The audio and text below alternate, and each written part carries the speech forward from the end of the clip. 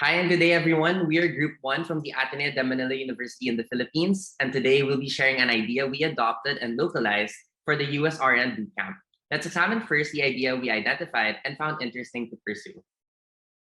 So the challenge our peers from Hong Kong were trying to solve was isolated elderlies connecting with their families. How exactly?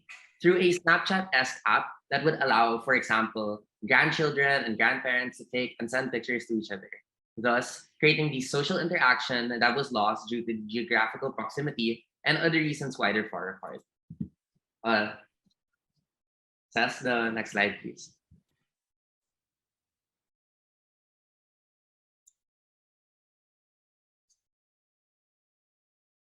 Frances.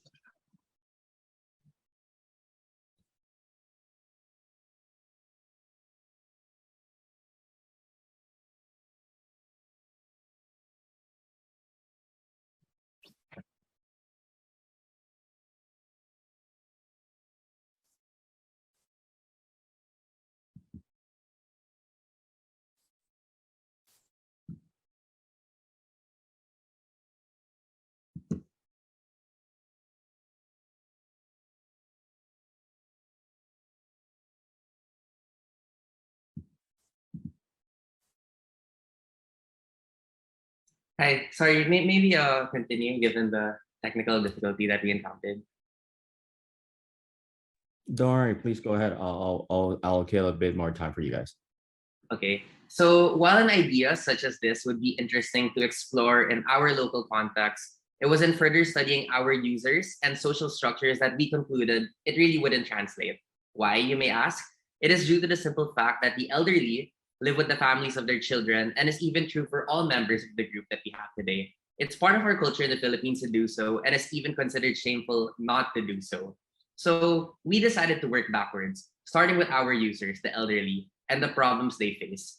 While the elderly aren't isolated from their families, they somehow are isolated to the world beyond it. We learned from our interviews that while a big part of their lives is their children and their children, it shouldn't be the only thing in it. They wish to reconnect with their friends and get the opportunity to make new ones. They want to explore their interests with other people who would get them similar demographics and similar habits. So, with this, meet Lola Baby, a 67-year-old Filipino grandmother who just retired from being a librarian for 45 years. As a former workaholic, she wasn't able to have as much fun in her younger years, missing out on different activities and hangouts of her friends and peers. She was a mother of three and put in all her efforts to raising her children well and having the means to do so. Years later, her children all have successful lives with their own businesses and high paying salaries, providing more than enough for their children. Now that Lola Baby's retired, she just spends most of her time with her family. Though when her children are off to work and their children are in school, she finds herself alone, bored, and depressed at home. She wishes that she could meet other people who share similar life experiences and are at this stage of their lives. She just doesn't know how or where to start.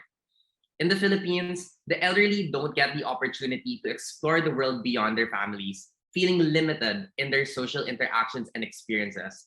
We shouldn't forget that they're also people and wouldn't want to be spending their lives just at home. My grandmother told me that she was starting to feel depressed as majority of her friends are now abroad or are no longer with us in this world.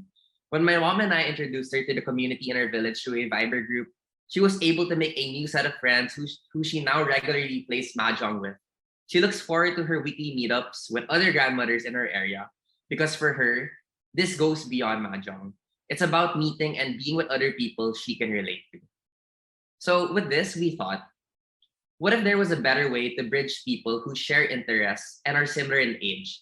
In this case, the elderly, especially in a world where rates of anxiety and depression have increased among older adults during the COVID-19 pandemic. Today, we present to you Tanda, a community-based platform for the elderly to find events around them based on what they're interested in. Tanda, kindling sparks, bridging the aged.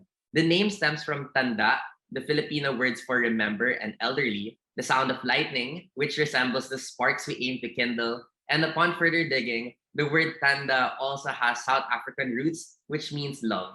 Now, let's take a closer look at our prototype just to better understand the customer experience. Thanks for that, Arvin. So let's take a closer look at Tanda. When the user starts the app, it asks you to make an account and asks for basic info like your name, age, and location. Then, it'll ask your language of preference when you're using it. After that, it'll ask for you to choose your hobbies and interests among the choices, after which it shows you a summary of your choices.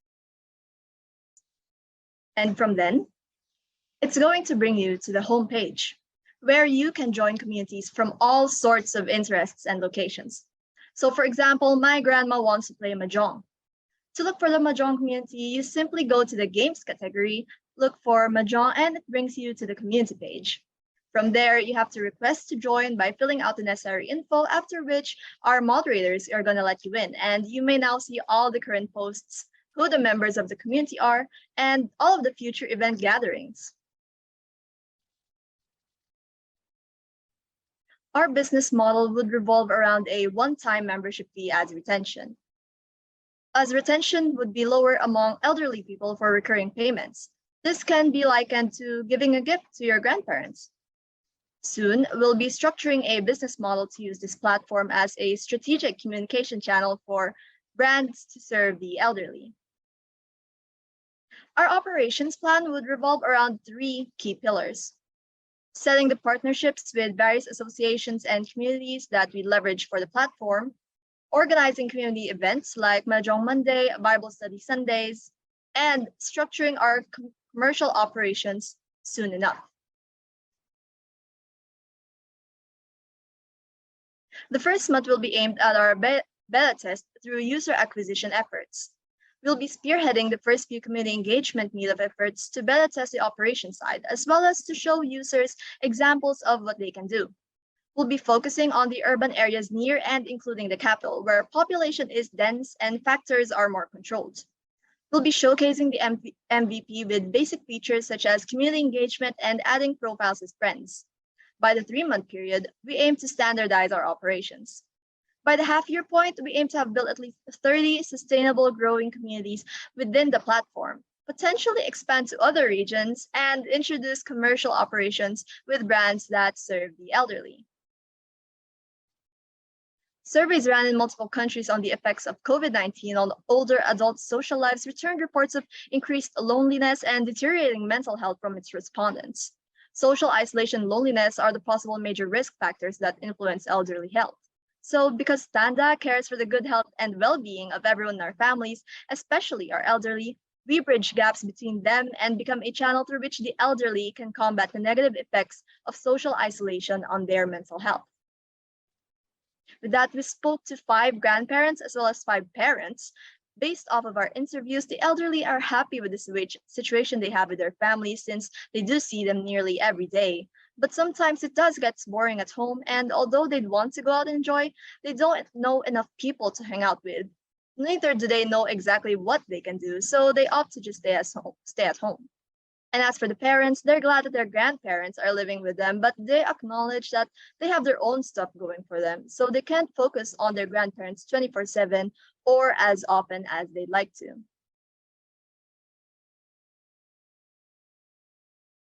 We believe our team would be the best to execute this venture as we have the skills and experience needed to start a startup, but at the same time, all of us are really close with our grandparents and love the elderly. Each team member is able to contribute a specific skill set that complements the other, from business development to design and even software engineering. Our biggest ask right now would be for each and every one of you to get to know the elderly people in your lives a little bit better. Our second biggest ask would be the seed fund grant for the competition, as we're hoping to dive deeper on this idea because our grandparents and parents and other elderly people in their lives personally saw the value in it and would love to meet more people they can relate to. The elderly space is dependent to the unique place you're from, but if you want to help them, it all starts by talking with them. Thank you so much, and we now open the floor to questions. All right, thank you very much, Francis. If you can, yes, just pause. All right, thank you. Just beware on time, just because there's some technical difficulty. So I give you guys extra time intervals for the pitching. So judges, if you have listened to the pitches, feel free to raise any questions that you have. We have a little under 5 minutes to make sure that we can get all the questions in. So feel free to just speak up as you deem as you see fit. So judges, you have the floor now. Good morning. I am a judge from South Africa. So the context that I'm coming from is maybe different from your context, but I wanted to know how comfortable will the elderly be with the technology and the app that you're actually proposing? Have you tested that? Yes, thank you so much for that wonderful question. So actually, I had a conversation with my grandmother last night over FaceTime, and we did show her the prototype, and she said that this is something that was really exciting because the visuals were big, the colors were stuff that she liked. And as for all of the grandparents that we have in our group, all of them use their phones. They have their phones with them every single day. Um, it just so happens that they don't really have a lot of applications in it because they don't really have a lot of people to talk to. But this application is something that would be exciting for them because it would give them the opportunity to actually meet more people. And it's something that really sparked the interest among all of the grandparents that we have in our group. Thank you for that.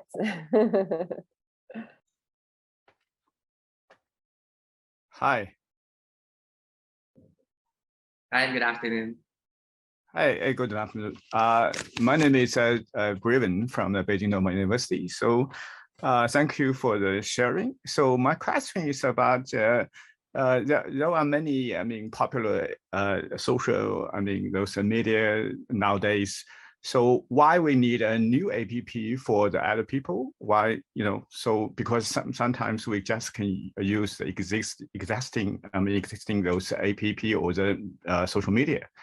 So what's the reason? Or Yeah, definitely. Thank you so much for that wonderful question. So what differentiates our application from other existing players in the very broad and general social media industry is that ours is specifically geared towards the elderly. So for example, you have a lot of groups in the Philippines, like you have a lot of applications in the Philippines like Facebook or Viber that are currently being used by the elderly communities.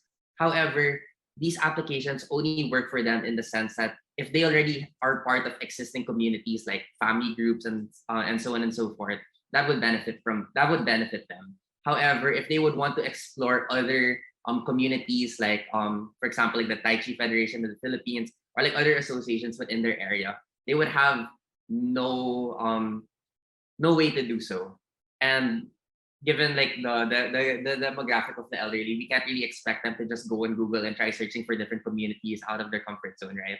So what we're trying to do is really try to create a very smooth and seamless experience for them to discover other elderly communities within their area that would spark their interest. okay, thank you.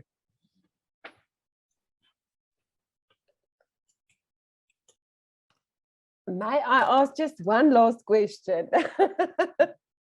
Sorry, I don't know how to raise my hand. I will find that button. But I want to know about your budget. Is it not very expensive to be able to develop the app and to be able to sustain it long-term into the future? Yeah, thank you so much for that question. So actually the background that we have, even before coming into this competition, is that all of us already have our own existing startup and we have experience in this space from business development to UX, UI, research and design, to even software engineering. So we do have a lot of tools and resources on our hands. So we know how to develop web applications and even utilize like no code to low code tools for this. So at least for this, if we would have, for example, like the budget from the seed fund grant competition of $1,000 US, we would be able to have like a minimum viable product already and still have existing money that we can use for other resources that we would need for example, like utilizing the cloud for the deployment of our web application. Other than that, the resources that we would need would actually be very minimal, given that all of us already have personal ties and associations to the different communities that we can tap onto. So if we were to start tomorrow, is actually something that we could pursue if given the opportunity. And yeah, it really wouldn't be so expensive on our end, given that we already have a background as startup founders, so we already would know how to go about it in the initial 30 days. Thank you. I think we have one more time for one more question. I think Miss Claire McCain wants to ask a question. Please go ahead.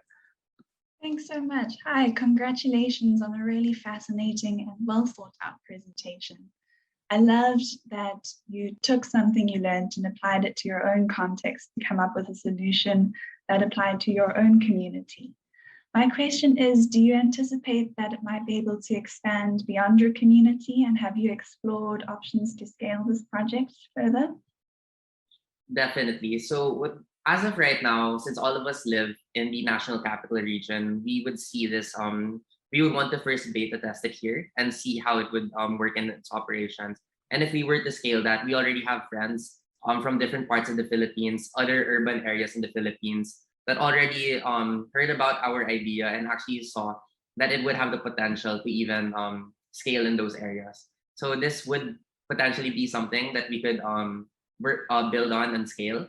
However, that would be dependent first on the beta test that we would have, given that at least right now, it's still a very hypothetical pitch that we presented, given that we just had few validation efforts from our interviews and our prototype. Awesome. Thank you very much. I'm not sure. I think Ms. Charlotte Berto just reconnected. I think she also had a question she wants to ask. So if I can just allow her to ask the last question, and then we'll move on to the next team. Thank you. Ms. Charlotte Berto, please go ahead. Hi. Sorry, wrong virtual background. Same context as you though. I understand what it's like because I'm also Filipino. Will you include like a means for the elderly to learn how to use? I live with my elderly parents as well, and I know how daunting it is to actually have to teach them step by step how to do these things. Thank you. Definitely. The first step to any technological solution would definitely be through education before adoption, and it would be through these like physical community events that we would have to actually kind of build that community, try to guide them through the application, and try to really make a very smooth and seamless experience as much as possible. We understand that in the Philippines, a lot of Filipino elderlies are starting to adopt like Facebook and other technological platforms out there, but definitely we'd want to make a step-by-step experience just so that they can be guided all throughout. Awesome. Thank you very much, Team Tanda and Team Manila.